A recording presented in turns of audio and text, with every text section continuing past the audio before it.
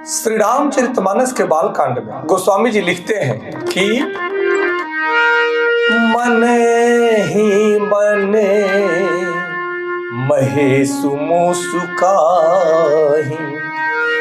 हरि के व्यंग वचन नहीं जाहि अति प्रिय वचन सुनत प्रिय के रे अति प्रिय वचन सुनत प्रिय के रे भृंगी ही प्रेरी सकल ज्ञान टेरे भृंगी ही प्रेरी सकल गण टेरे।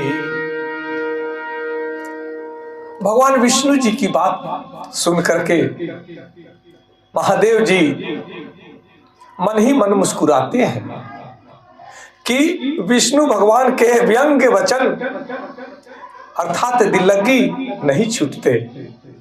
भगवान महादेव मुस्कुराते हैं। अपने प्यारे विष्णु भगवान के इन अति प्रिय वचनों को सुनकर के भगवान शिव जी ने भृंगी को भेजकर अपने सब गणों को बुलवा लिया।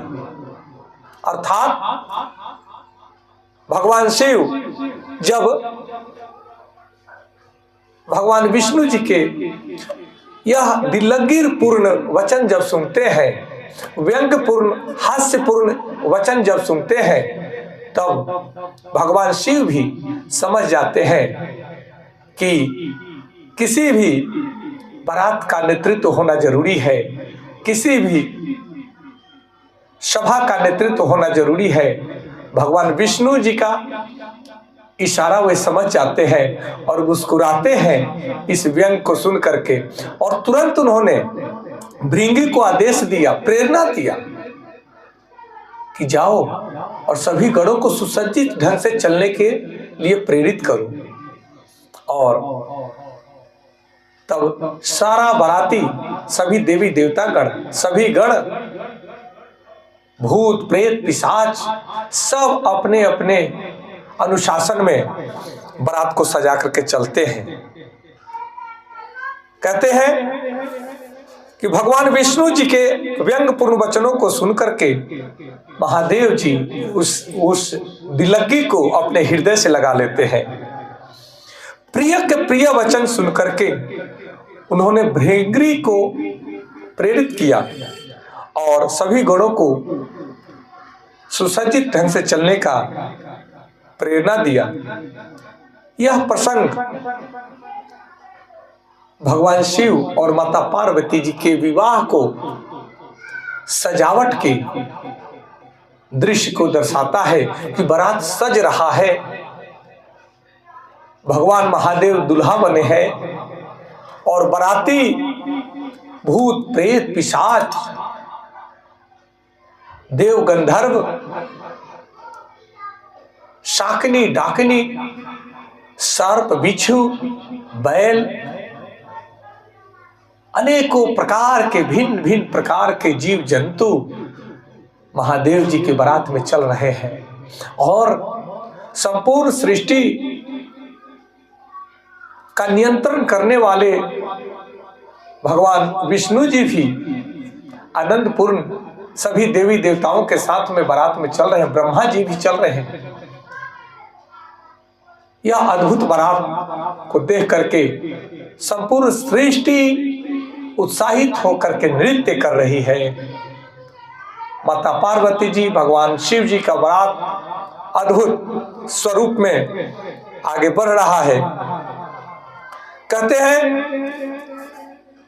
भगवान विष्णु जी ने व्यंग में दिल्लगी की, परंतु महादेव जी ने इस दिल्लगी को प्रेम पूर्वक अपने हृदय से लगाया, बुरा नहीं माना।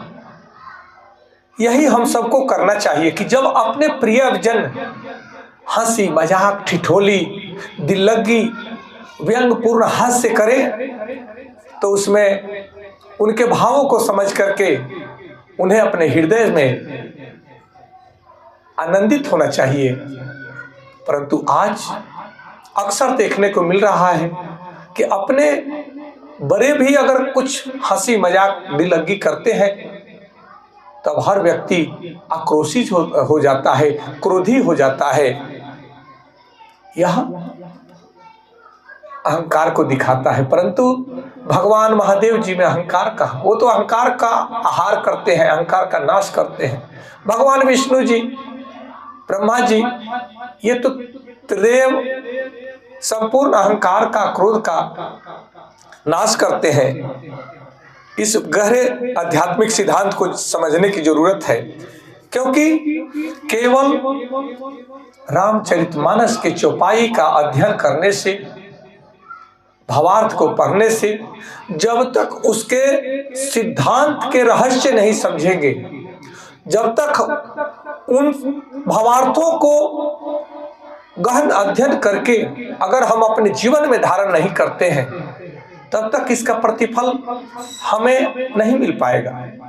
इसलिए प्रतिदिन बेशक आप एक ही चौपाई पढ़ें, एक ही दोहा पढ़ें, श्रीमद् भागवत गीता का एक ही श्लोक पढ़ें, उसका एक ही भावार्थ पढ़ें, परंतु उसका अध्ययन श्रवण करके उसका मनन करें और उसको अपने आचरण में धारण करें।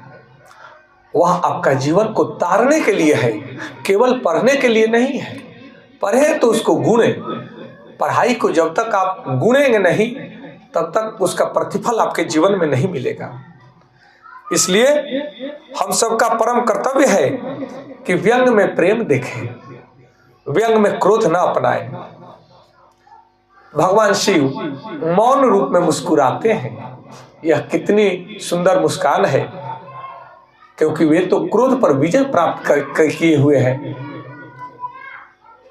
तो पर ये लोग जितने भी आप देखेंगे मनुष्य रूप में भी जो है, वे जल्दी क्रोध नहीं करते। वे जो उनके अनुकूल नहीं है उसको इग्नोर कर देते हैं, मुस्कुरा करके टाल देते हैं। ये देवत्व भाव है, दैवी शक्ति का प्रभाव है। इसीलिए वो व्यक्ति बहुत बड़ा है। नहीं तो नीचे में आप जाएंगे, जिनको ज्ञान नहीं है वे बात बात में क्रोध करते हैं, लड़ते हैं, अहंकार करते हैं। इसी से तो हमें, जब तक हम इस ग्रेविटी से उठेंगे नहीं, तब तक हम बड़ा बन नहीं सकते। इसलिए मुस्कान बताती है कि आंतरिक स्थिरता सच्ची शक्ति है। जो आंतरिक स्थिर है, जिसमें धैर्य है, वह क्रोध बात बात में नहीं करेगा, वह मुस्कुराएगा। वह अनुकूल वार्तालाप नहीं है तो उसको इग्नोर कर देगा, आगे चलेगा, वो दिल से नहीं लगाएगा। यह दिव्य चौपाई हमें नेतृत्व की क्षमता भी सिखलाती है, नेतृत्व का रहस्य भी सिखलाती है। यह चौपाई हमें सिखलाती है कि भगवान महादेव जी ने स्वयं व्यवस्था जब नहीं की, तब भगवान विष्णु जी ने पूरे बाराती का व्यवस्था करने में लग गए, नेतृत्व करने में लग गए। क्योंकि भगवान महादेव तो आज दुल्हा बने हैं, व्यवस्थापक वे नहीं हैं, वे दुल्हा हैं। तो दुल्हा सरकार के साथ चलने वाली बाराती का व्यवस्था करने वाले भगवान विष्णु जी, कितना अद्भुत दृश्य है। सुनकर, कहकर, पढ़कर कितना आनंद आ रहा है। हर हर महादेव। इस बात को समझने की जरूरत है कि संबंधों को चलाना है तो वाणी में, विचारों में, आचरण में मधुरता लाएं। यह संदेश हम सबके जीवन के लिए है कि अगर आप अपने जीवन में मित्रता को चलाना चाहते हैं, संबंधों को चलाना चाहते हैं, तब हर बात पर प्रतिक्रिया न दें। कुछ बातों को जो आपके अनुकूल नहीं है उसको इग्नोर कर दिया करें, मुस्कुरा कर टाल दें और धैर्य के साथ में मधुर संबंध बनाए रखें, तभी आपका जीवन सफल और सार्थक हो पाएगा।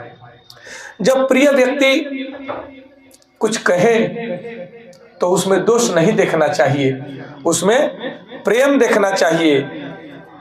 इसीलिए आज परिवार, समाज टूट रहा है, क्योंकि हम हर बात में हम उल्टा सोचते हैं। कोई हमारे लिए भी हंसी ठिठोली करता है तो हम बुरा मान जाते हैं और हम संबंध तोड़ देते हैं, क्रोध कर जाते हैं। नहीं, हमारा आपका परम कर्तव्य है कि संबंधों को चलाने के लिए सबके भावनाओं को समझना अति आवश्यक है। हमें अपने जीवन में प्रतिदिन इस बात का अगर हम उपयोग करते हैं कि आलोचना से दुखी नहीं हो, क्रोधी भी ना हो, आलोचना को अवसर बनाएं। कोई आलोचना करता है, अपना बड़ा, अपना सगा भी, तो उसको विचार करें एकांत में कि क्या कुछ कमियां हम में हैं, तो उसको सुधारने की आवश्यकता है। वह आलोचना भी आपके जीवन के लिए अवसर बन जाता है। जब आप सुधार करते हैं तो आपकी प्रगति होती है। प्रतिक्रिया देने से हर समस्या का समाधान नहीं होता। कुछ समस्याओं का समाधान मुस्कुराकर भी किया जा सकता है। और नेतृत्व में प्रेरणा स्रोत बने। आप सबका नेतृत्व करते हुए सबको प्रेरित करें, तब आपका नेतृत्व क्षमता बढ़ेगा और लोगों में संगठनात्मक भावना बढ़ेगी। यदि हम इन सभी सिद्धांतों को अपनाते हैं तो हमारे घर में, परिवार में, समाज में, राष्ट्र में शांति होगी, कार्यस्थल पर सम्मान मिलेगा और व्यक्तित्व में तेजस्विता का भाव जागृत हो जाएगा। इसलिए मेरे प्रिय दर्शकों, मेरे भाइयों बहनों, यह चौपाई हमें सिखलाती है कि महानता क्रोध में नहीं है, महानता मुस्कान में है, मधुरता में है, सबको अपनाने में है, प्रेम में है। शक्ति प्रतिक्रिया में नहीं, धैर्य में है। शक्ति है तो उसका दुरुपयोग न करें, धैर्य पूर्वक उसका सदुपयोग करेंगे, तब आपकी महानता बढ़ेगी, आपका व्यक्तित्व में निखार आएगा, सब आपका आदर करेंगे और यह सबके लिए लाभदायक होगा। संबंध तर्क से नहीं चलता है, बल्कि प्रेम से चलता है। इसलिए संबंधों में ज्यादा तर्क न करें। कुछ बातों को मौन रहकर भी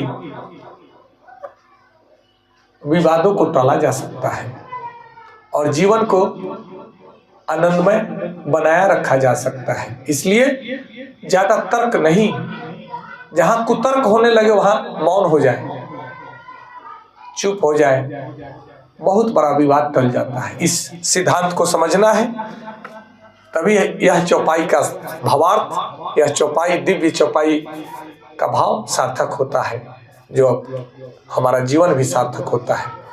आज इतना ही। आप सबको कोटि कोटि नमन। हर हर महादेव। जय माता पार्वती जी की, जय भगवान विष्णु जी की, जय श्री राम, जय श्री